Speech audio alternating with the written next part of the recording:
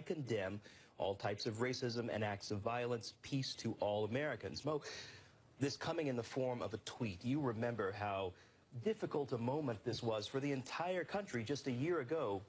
Was this tweet enough? No. I mean, this tweet, first of all, is a year too late. And it just does not, if we had a president that had action behind his tweets, if he meant what he said and we could rely on his word, then maybe it would mean something. But we don't have that in President Trump. And unfortunately, I don't think that a tweet was appropriate for the anniversary of this occasion. I think he should have stopped what he was doing. I understand he is not in Washington and, you know, has not been for the past week. He should have met with his press his press contingent and had a press conference, and he should have addressed this and soothed the nation that we don't want to continue in this path, and that he could have paid homage to Heather Heyer and her family, and he could have maybe invited some peaceful protesters to discuss things with, but he never chooses that. He never really takes an issue that is delicate or that is dividing our nation and tries to do something that would bring our nation together. So he can tweet all he wants. It's what he normally does, but do his tweets have any action behind them? And I don't think that they do. Okay. So it did call a news conference, and he talked about the situation. You remember this was a very complex response, you could say. Left a lot of people scratching their heads, because on one side you had the people protesting, right? And then on the other side you had the Nazis, the racists. And the president offered a false equivalence. Let's listen. They showed up in Charlottesville to protest. Excuse me, they didn't put themselves down as the owner, and you had some very bad people in that group. But you also had people that were very fine people on both sides. So I say a complex response there because really this should have been simple. You know, it's not about right or left. It's really about right or wrong, and the president somehow suggesting that some of the people on the other side there were fine people. Yeah, it's you know, it's the same way that he could call a LeBron James dumb after opening up a school to help children in his hometown. It just perplexes me how he finds a way to say things that, or in a moment where he could be so healing, he finds a way to divide even more. And I just think there's so many examples of that he's done, that it's very disheartening that this is a president that is going to ever try to attack the racism problem, to try to bring us together instead of actually make things worse. And I think that he does that in a way that he gives a voice to those that want to say whatever they want to say, who want to fan the flames. He is their voice, and he continues to do that. And it's just really upsetting for many in this country who would rather see our president, the leader of the free world, work towards, in his own country, bringing unity. The U.S. president typically weighs in on sports figures, many times sports figures who are African American. And after the criticism that he had for LeBron James, again, opening a school for children and for their parents,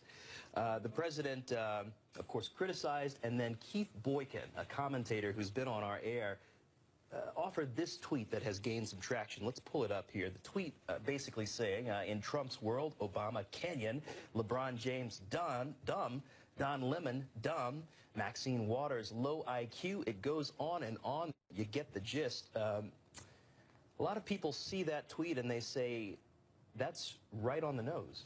I read that tweet and I thought it was right on the nose. And it was also very, it was very sad. You know, I think there's so many things that have been happening lately. There was, you know, there was recently a whole show on Trayvon Martin and that whole case, and I watched that and I thought, wow, you know, where are we since that, you know? And then I saw that the NFL players this past week were back on their knees again, and really him to say he doesn't even understand that they think they don't know the issue. It's very clear what the issue is for the players that are taking a knee, and he continues to say these things as if people can't read for themselves and understand what the issues are. So I think Keith's tweet was right on point, and I saw it and I just shook my head. And I thought, even when Donald Trump came back with his tweet today to say that he wants to unite, it doesn't really have any weight in lieu of the history that he has as president and as a businessman. So, you know, I just don't think that we can look to our president to really be somebody that's going to protect and also is going to try to bring all Americans together, because Keith's tweet just shows all the Americans that he doesn't, and all of the immigrants and everybody else that he doesn't really stand up for. This president typically speaks his mind under the First Amendment. We see those protesters, people speaking their mind on the football field, and in the nation's capital this day, we will likely see hate on parade. Again, all protected by the First Amendment, but certainly will be interesting to see how it all comes together. Mo, thank you so much for your time. Thank you. Well, now we have this in relation to this whole big dialogue. Ku Klux Klansman Richard Preston took part in last year's white nationalist rally in Charlottesville and also fired a gun at a black protester while shouting a racial slur. CNN's Sarah Seidner spoke with him about that and about his unlikely friendship with an African-American musician. We do want to warn viewers, this report contains language that many may find offensive. I shot a gun. A man had a flamethrower. Richard Preston admitting what he did during the deadly white nationalist Unite the Right rally last year in Charlottesville, Virginia. That's Preston yelling the N-word, aiming and firing in the direction of a black counter-protester wielding a blowtorch. Preston spoke to CNN for the first time since he pleaded no contest in the case against him. Are you sorry for shooting a gun towards a black man? No, because I protected people on the steps. That's all I was doing. But you did say the N-word before you fired that gun. Can I ask you a question? If Why? you're standing in a group of 1,000 black folks. There wasn't 1,000 black folks around you. I can't tell you how many there was, but okay, a large group of black people. Okay, how do you get one black man's attention in a crowd full of black people? You say, hey, you with the torch. There's 1,000 ways. He didn't care. Preston says he went to protect a Confederate statue as a member of a militia, but he also wears another hat. The heck with all these illegals. That of an imperial wizard of a Ku Klux Klan chapter. For years, he's been trying to rebrand the KKK as peaceful do-gooders, not hate-filled racists. Do you hate black people? No, I have friends that are black. But you're an imperial wizard of a Ku Klux Klan group, and the Klan has a history of terrorizing black folks. How can you say that? Some clans did have a history of terrorizing black folks, but not all clans did. And I've never terrorized a black person in my life. Why not join the Kiwanis Club? Why not call it something different? Why the Ku Klux Klan? Because I want to see the Klan become what it once was. He references this, the second rising of the Klan, when thousands marched through Washington in 1925. The fact that our country was allowing immigrants to come here, change their names with no documentation. If your name was Schwarzkopf, you could come here and call yourself Schwartz, and nobody cared. He fails to mention it was also about keeping blacks, Jews, and immigrants from rising socially or politically, but he says his Klan is different. It's not about a black man, a white man, a brown man, a red man, and a yellow man. It's about a red, white, and blue. Preston is still awaiting sentencing in Charlottesville. How you doing, man? How you doing, my friend? While he waits, something remarkable is happening because of this man. R&B musician Daryl Davis has spent decades engaging with Klan members and challenging their beliefs. He and Preston have talked for years via phone, and suddenly, Davis was standing up for Preston in court. What do you say to the judge? I testified on his behalf. I also paid part of his bail money to get him out. You paid part of his bail money? I did. Is he taking you for a fool, using you? No, not at all. Not at all. How do you know? Because he and I were already friends. I said, I am willing to take Mr. Preston, and he has agreed to go down to this museum with me and take a tour of it and learn something. He's referring to the National Museum of African American History. Seeing what he's going to see there is going to plant a seed. The seed may not blossom today, tomorrow, the next day, but eventually it will come out because the truth can never be squashed. The two men bonding over history and returning to Davis's home to find another shared passion. His track record speaks volumes. Davis says 200 of the Klansmen he's befriended over the years have left the group, more than 40 of them with a simple gesture, relinquishing their Klan robes to him. You don't think they'll ever give your robe up? No, I'll be buried in it. It's already set in stone. You sure? Mm-hmm. But then, this happened. Richard Preston, who had never been married, had Daryl Davis at his Klan wedding. As you stand in the presence of God. This time, it was Davis giving something away. The bride. Me and his friendship has been something really special to you. She wanted me to be a part of this wedding. That's beautiful. That's a seed planted. Now, considering that another Unite the Right rally is scheduled for here in Washington, D.C. on the anniversary of the Charlottesville protests, I asked both men where they thought race relations were headed in this country. And they both said they thought it would get worse before it gets better. Sarah Sider, CNN, Washington. Division and unity. Please, coming up here. 3, 2, 1, 0. Before heavy rocket. With NASA's That was an incredible sight. NASA's first unmanned spacecraft on its way to our closest star. Details on its journey ahead. Eat your veggies. Clean your room. Brush your teeth. Okay. Act Kids Toothpaste and Rinse strengthens and protects developing teeth and helps prevent cavities. At least one thing's easier.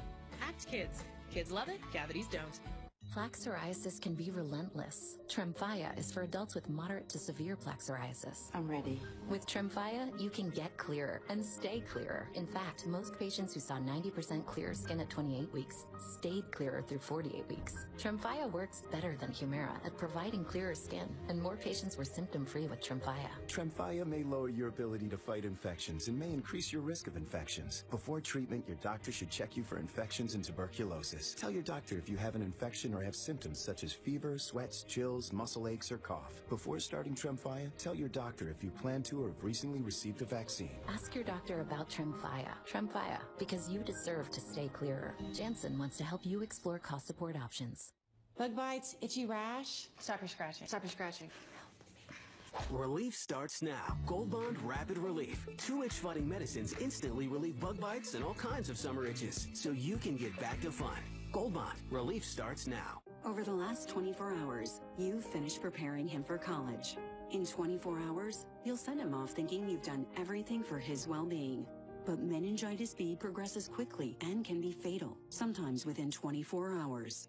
While meningitis B is uncommon, about 1 in 10 infected will die. Like millions of others, your teen may not be vaccinated against meningitis B. Meningitis B strikes quickly. Be quick to talk to your teen's doctor about a meningitis B vaccine. You've tried moisturizer after moisturizer, but one blows them all out of the water. Hydro Boost from Neutrogena, with hyaluronic acid to plump skin cells so it bounces back. Neutrogena. Well, who's on first? Yes. When you can nail the chemistry of 2 comedians, it's bigger than somebody standing there with a microphone. History of comedy. In it together. Tonight at 10. It's the Bottom Line Model Year Clearance Event at Cronin Nissan, where new 2018 Nissan Titan XDs are discounted up to $11,000 off MSRP. And we want to approve you. Just search Cronin Nissan online now. Ready for unlimited entertainment? With Spectrum TV Gold, you can enjoy original series from Stars. Teach me the game, Ghost. Hit movies, and so much more with access to over 100 channels, all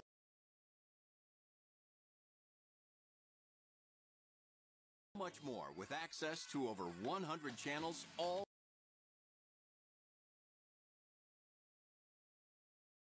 much more with access to over 100 channels, all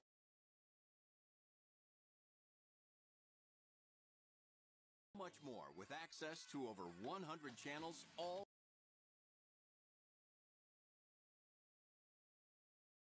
much more with access to over 100 channels, all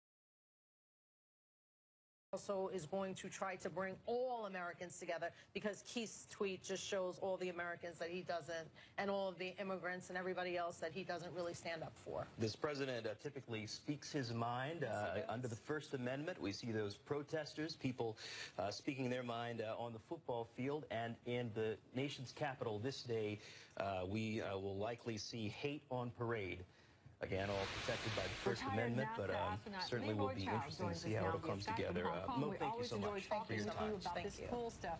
Thank you for. Well, now we have this in relation to this whole big dialogue. Ku Klux Klansman Richard Preston took part in last year's white nationalist rally in Charlottesville and also fired a gun at a black protester while shouting a racial slur. CNN's Sarah Seidner spoke with him about that and about his unlikely friendship with an African-American musician. We do want to warn viewers this report contains language that many may find offensive. Data so soon, and I was reading that even though it'll be some 3 Richard million Preston miles admitting still what away he did from the during the sun, deadly white nationalist Unite the Right rally last year in Charlottesville, Virginia. How are they doing that? That's Preston yelling the N-word, aiming and firing.